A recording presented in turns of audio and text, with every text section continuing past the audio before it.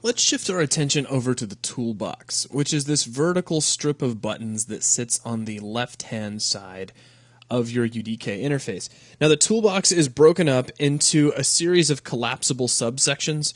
So if you click on the little tiny black triangles located at each one of these sections, you can collapse them down if you just need to clear up some room. Though at the default resolution, which is 1280 by 1024 for UDK, it's not going to take up the whole strip anyway, so you should be good to go there.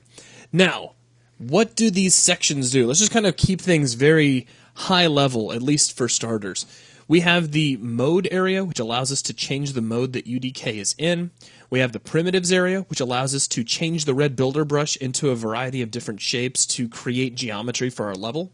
We have our CSG area, which allows us to create additive and subtractive brushes, as well as intersect and de-intersect the red builder brush. We have the special and volume area, which is what I'm just going to kind of designate it. It allows us to add special brushes, which are more of a legacy issue than anything you'll probably find yourself using very often, as well as the add volume button, where you can create all of the different types of volumes for your level. And then finally, we have a visibility area. Now, what I'm going to do just in this video is just focus kind of on the mode area and give you sort of a higher level description of what each one of these modes are for. And then as we move through different videos, we'll kind of take a look at each one of the different sections of buttons underneath that.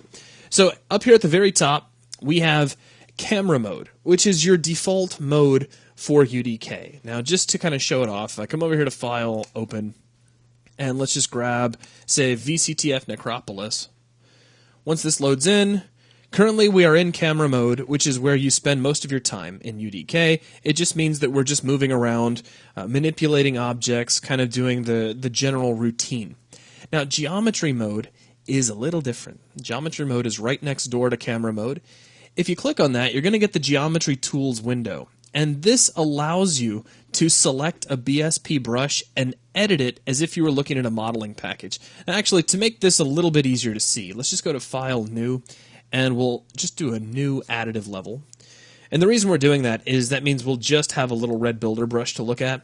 And I'm going to maximize the perspective viewport, just so that things are nice and big. Now, I'm still in geometry mode. So if I click on the red builder brush, you'll notice the polygons of the brush actually get shaded a bit, and the vertices of the brush become highlighted. So we can click on one of these vertices, and we can now move it around, thereby changing the shape of the brush a bit. We can grab an edge, or in this case I grabbed a polygon, and we can move the polygon. If we click very carefully right on an edge, we can also select and manipulate edges as well. Now, geometry mode is one of those things that you could spend an entire section of videos just covering, and that's what we're going to do. So I'm not going to go too much further into it here. For now, let me just go ahead and reset this back to its standard cube, and we'll move on to terrain editing mode. Now, terrain editing mode is really only useful if you have a terrain. So let's go to File, and let's open up a new level. No, let's grab VCTF Sandstorm. Sandstorm's got a big batch of terrain all across the floor, being the sandy stuff here. Now, what I'm going to do is jump into terrain editing mode. Now, this gives you a wide variety of terrain tools that allow you to control the texture that is placed on a terrain, the elevation at any given area, and it's a brush-based system, meaning you can paint different layers of elevation, you can paint different textures right onto the surface, and again, it's one of those things that's kind of worthy of its own set of videos, but just as a quick demonstration, I'm going to come in here and grab the Paint tool from the Tools group. I'm going to take my radius and kick that up to somewhere around maybe 300 something. This is close to 400, but that's okay. We'll give it a little bit of fall off as well, and I'm going to slide the terrain editing window kind of out of the way. Now take a look here inside the viewport. You'll see that my cursor is this great big circular thing. Now if I hold down the Control key and I left drag, so dragging with the left mouse button, you see I can change the terrain. So I'm actually pulling terrain up. If I hold down Control and right click, I can push things back down. So if I want to reshape terrain, I can do it in this way. Now there's other tools as well. For instance, I could go to Smooth and hold down Control and left click, and I can smooth out my results. So if you want to make a different version of this map with different terrain, this is one way that you could do it. Now let's get out of terrain editing mode and let's take a look at texture alignment mode. Texture alignment mode allows you to move the textures across a BSP surface in an intuitive manner rather than having to click on buttons or punch in numbers. So it turns out this little walkway up here is a BSP surface. So here I am inside texture alignment mode. Now I'm going to jump over to camera mode just to show you the difference. As soon as I go into texture alignment mode, we get this little transformation widget available right here. This allows me to move the texture that is on this BSP surface. So notice as I move it in Y, it slides this way. As I move it in X, it slides this way. I can tap the spacebar and go into the rotation widget, and I can rotate this texture around. So we could push it all the way to somewhere around 45 degrees if we were so inclined. We can also scale it to make the texture larger or smaller. So I have to really slide my mouse pretty far, but now you can see those checkers are a lot smaller. So it's just a way that you can intuitively adjust a texture right here in your viewport without having to worry about going into your surface properties and clicking on some buttons. Now next we have Mesh Paint mode. When you enter this mode, you're going to get a nice little window that allows you to change a variety of settings for controlling what color you're going to be painting, the radius of your brush, the strength of your brush, and so on and so forth.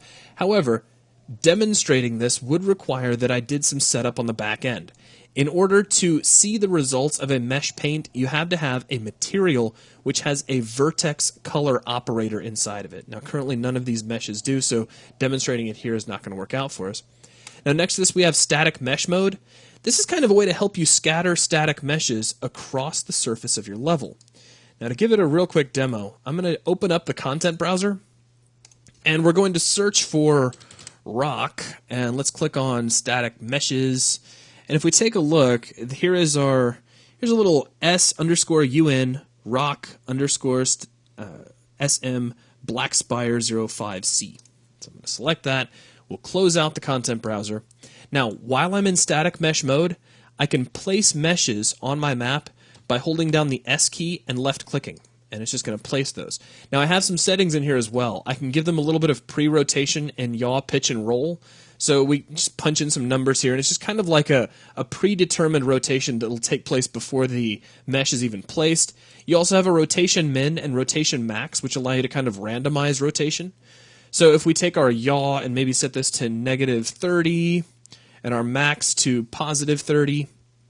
In fact, let's just do that for everybody. Or we could just set it to 180 all the way down. So let's do -180 all the way down. And then -180 here for our min. And then we'll do +180 all the way down here. So we could get any rotation. It could be a wide variety of different rotations. Now as I hold down S, oh, didn't mean to do that. Let's make sure I don't punch that into my value here. Make sure you have focus over here in your viewport. As I hit S and click, I'm getting different rotations with each rock that I'm dropping.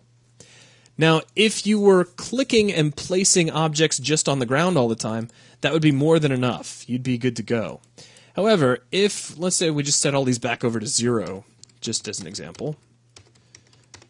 So now all of our rotations are just set to 0. Also, I'm going to grab a more directed static mesh. So let's maybe get away from this kind of organic rock. Let's grab something like, do we have a statue? Surely there's a statue in here someplace. Yeah, here we go. So we got this little guy, this kind of Atlas statue. So let's say we want to place him. Now, if I just hold down the S key and click, I can place this guy right on the ground, no problem. But what happens if I hold down S and click on the wall? It places him against the wall, which is okay. It kind of looks a little cool, almost like he's Spider-Man in this case. But what if I wanted him to really be kind of, sticking out of the wall? I can hold down Alt and S, and I can click, and it'll orient that static mesh along with the surface normal. So Alt S, and I can put these guys right along the wall.